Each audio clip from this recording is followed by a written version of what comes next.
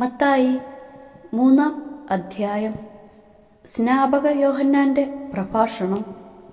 അക്കാലത്ത് സ്നാപക യോഹന്നാൻ യൂദയായിലെ മരുഭൂമിയിൽ വന്ന് പ്രസംഗിച്ചു, മാനസാന്തരപ്പെടുവിൻ, സ്വർഗരാജ്യം സമീപിച്ചിരിക്കുന്നു.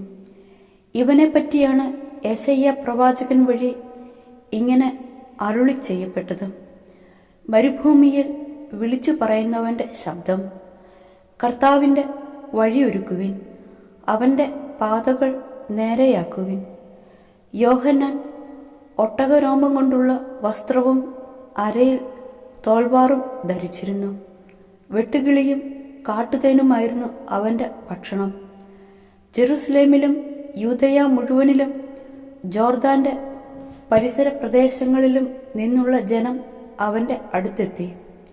അവർ പാപങ്ങൾ ഏറ്റുപറഞ്ഞ് ജോർദാൻ നദിയിൽ വെച്ച് അവനിൽ നിന്ന് സ്നാനം സ്വീകരിച്ചു.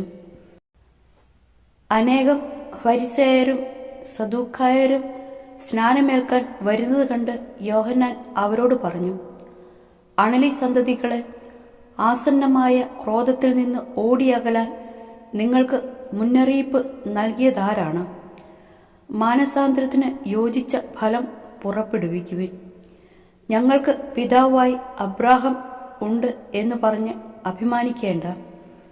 ഈ കല്ലുകളിൽ നിന്ന് അബ്രാഹത്തിന് സന്താനങ്ങളെ പുറപ്പെടുവിക്കാൻ ദൈവത്തിന് കഴിയുമെന്ന് ഞാൻ നിങ്ങളോട് പറയുന്നു. വൃക്ഷങ്ങളുടെ വേരിന് കോടാലി വെച്ച് കഴിഞ്ഞു.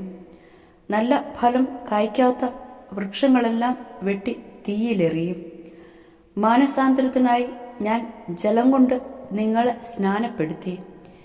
എൻ്റെ പിന്നാലെ വരുന്നവൻ എന്നേക്കാൾ ശക്തൻ. അവൻ്റെ ചെരുപ്പ് വഹിക്കാൻ പോലും ഞാൻ യോഗ്യനല്ല. അവൻ പരിശുദ്ധാത്മാവിനാലും അഗ്നിയാലും നിങ്ങളെ സ്നാനപ്പെടുത്തും. വീശുമുറം അവൻ്റെ കയ്യിലുണ്ട്. അവൻ കളം വെടിപ്പാക്കി ഗോതമ്പ് അറപ്പുരയിൽ ശേഖരിക്കും. പതിര് കെടാത്ത തീയിൽ കത്തിച്ച് കളയുകയും ചെയ്യും. യേശുവിൻ്റെ ജ്ഞാനസ്നാനം. യേശു യോഹന്നാനിൽ നിന്ന് സ്നാനം സ്വീകരിക്കാൻ ഗലീലിയിൽ നിന്ന് ജോർദാനിൽ അവൻ്റെ അടുത്തേക്ക് വന്നു. ഞാൻ നിന്നിൽ നിന്ന് സ്നാനം സ്വീകരിക്കേണ്ടിയിരിക്കെ നീ എൻ്റെ അടുത്തേക്ക് വരുന്നുവോ എന്ന് ചോദിച്ചുകൊണ്ട് യോഹന്നാൻ അവനെ തടഞ്ഞു.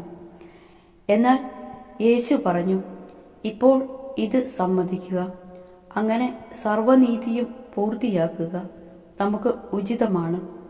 അവൻ സമ്മതിച്ചു. സ്നാനം കഴിഞ്ഞയുടൻ യേശു വെള്ളത്തിൽ നിന്ന് കയറി. അപ്പോൾ സ്വർഗം തുറക്കപ്പെട്ടു. ദൈവാത്മാവ് പ്രാവിൻ്റെ രൂപത്തിൽ തൻ്റെ മേൽ ഇറങ്ങി വരുന്നത് അവൻ കണ്ടു. ഇവൻ എൻ്റെ പ്രിയപുത്രൻ, ഇവനിൽ ഞാൻ പ്രസാദിച്ചിരിക്കുന്നു എന്നൊരു സ്വരം സ്വർഗത്തിൽ നിന്ന് കേട്ടു.